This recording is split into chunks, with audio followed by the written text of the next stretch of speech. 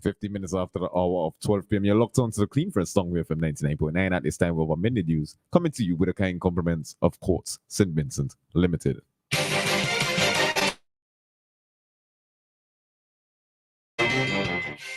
Good afternoon and welcome to WEFM's Midday News, brought to you with the kind compliments of Courts St. Vincent Limited. Hassle-free loans for your every need. Courts have you covered, best believe. Courts Ready Cash is for everyone. Not to worry, fast approval. Hurry up and come. We got it all. We on the go. Courts Ready Cash, you already know. We got it all. We on the go. Courts Ready Cash, always ready when you're ready. Let's go. Courts Ready Cash, ready when you are. Welcome back to WEFM's Midday News, brought to you with the kind compliments of Courts St. Vincent Limited. I am your presenter, Rajiv Providence. First, on the local scene. The government is moving swiftly to protect Myro Saltwhistle Bay following the devastating impact of Hurricane Beryl. This was disclosed by Minister with Responsibility for Grenadines Affairs, Benava Brown, during the Thursday, July 18th session of Parliament in response to a question from member for the Southern Grenadines, Terence Oliver. Minister Brown said that there is currently tremendous sand erosion at Saltwhistle Bay, and K Electric, a company with expertise in coastal protection, has been contacted to administer an emergency solution. Minister Brown noted that $2.8 million EC dollars have been made available in the supplementary budget to facilitate the carrying out of the necessary work, which has already commenced. We hear more from the Grenadines Affairs Minister. The present condition, Madam Speaker, is one of tremendous sand erosion, with a gap measuring somewhere between 80 to 100 feet wide and water depths of 4 feet. The government of St. Vincent and the Grenadines recognizes the cultural and economic importance of the breach of the isthmus. It is moving swiftly to preserve the integrity of the beach.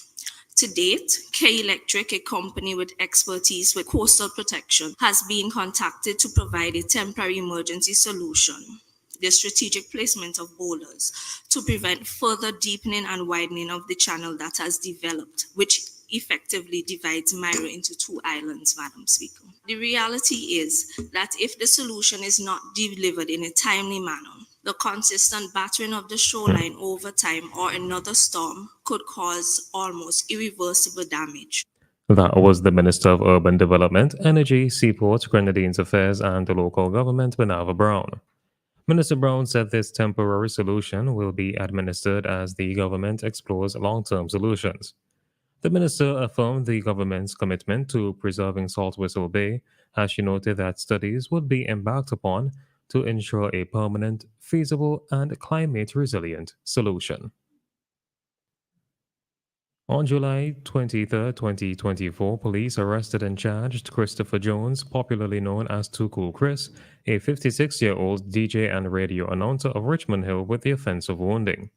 According to investigations, Mr. Jones allegedly unlawfully and maliciously wounded a 32-year-old fisherman of Lago Heights by shooting him in his hip, left hand, and right leg with a gun. The offense was committed on July 4, 2024, at Bay Street, Kingstown. Jones appeared before the Kingstown Magistrate Court on July 24th, where he pleaded not guilty. The conditions of his station bail continues, and the matter was adjourned to September 6, 2024, for review.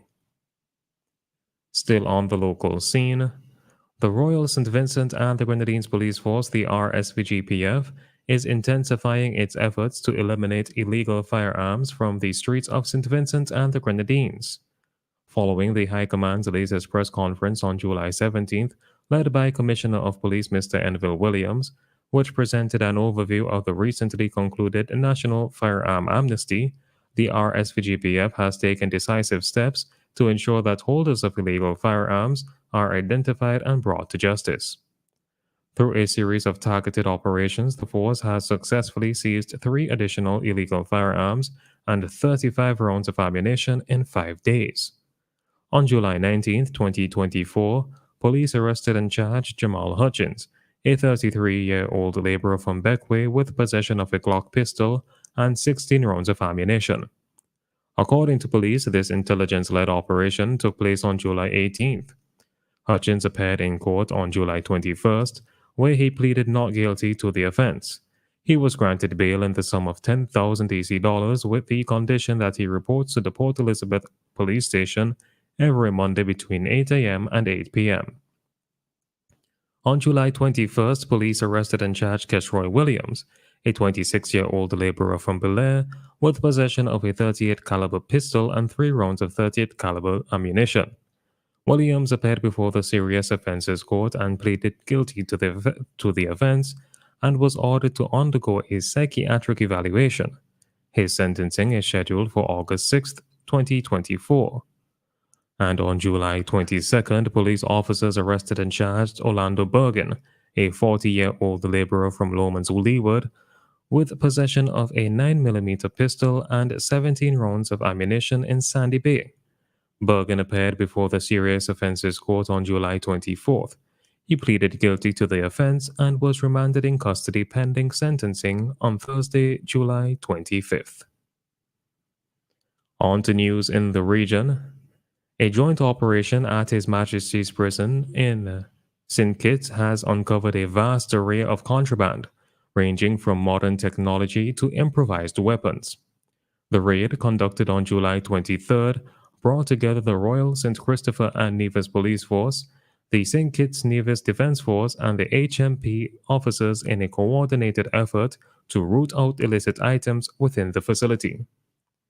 The operation yielded an inventory of prohibited goods, 5 cell phones, 19 chargers, 3 charger heads, and an extension cord were seized, as well as 11 cigarette lighters, a razor, several improvised weapons known as shanks, cannabis, tobacco, and 7 bottles of homemade wine. The most surprising was the confiscation of a Game Boy. St. Kitts Police Commissioner James Sutton emphasized the power of interagency collaboration in tackling these security breaches.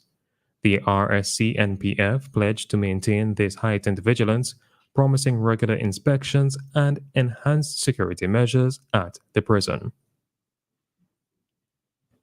The Caribbean Catastrophe Risk Insurance Facility, CCRIF, has presented payouts totaling $44 million for the triggering of the government of Grenada's tropical cyclone, excess rainfall, and COAST coast fisheries sector policies following damage from Hurricane Beryl.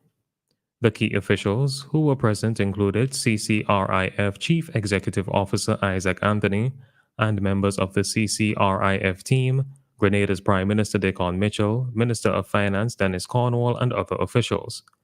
Both teams took the opportunity to further discuss the importance of disaster risk financing and financial protection for the country, as well as the insurance penetration rates in the Caribbean and the multi-hazard environment that the Caribbean exists in. In addition to the $44 million paid to the government of Grenada, CCRIF made payouts to both the electric and water utility companies in Grenada under their policies.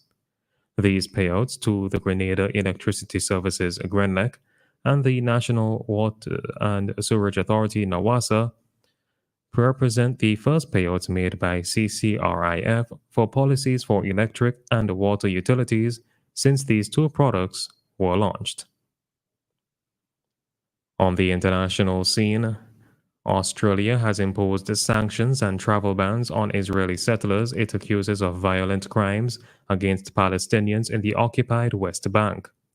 Australia's Foreign Minister Penny Wong announced the sanctions on Thursday directed at 7 Israeli settlers and a hardline settler group known for setting up new illegal outposts.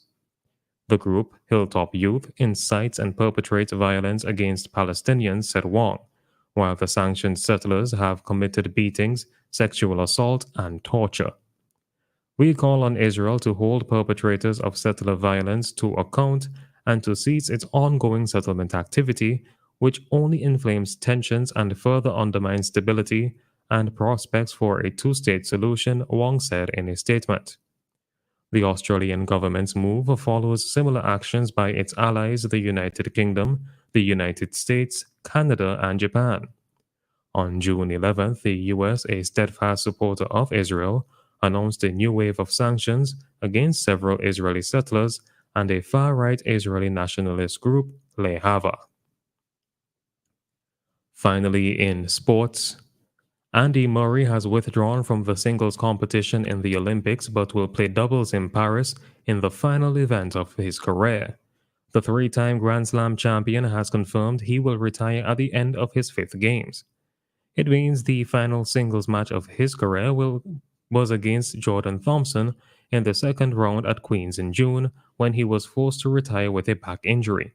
That injury also led him to withdraw from the singles at Wimbledon, but he did play a finals doubles match at the venue where he won 2 of his 3 major titles. Murray will play alongside Dan Evans in Paris, and the pair have been drawn against Japan's Taro Daniel and Kei Nishikori in the first round. This has been WEFM's Midday News. I have been your presenter, Rajiv Providence. Join us again at 3 o'clock for WEFM's 3 p.m. news. WEFM's Midday News is brought to you with a kind compliment of Courts St. Vincent Limited. Just for you at Courts Optical. Get 15% off. When you bring in your prescription from any other eye care provider, we'll give you 15% off the cost of your frames and lenses. So visit us today and get 15% off. Offer valid on cash and credit purchases. Conditions apply. See in-store for details. Courts Optical. Value you can see. Lynch Caribbean Brokers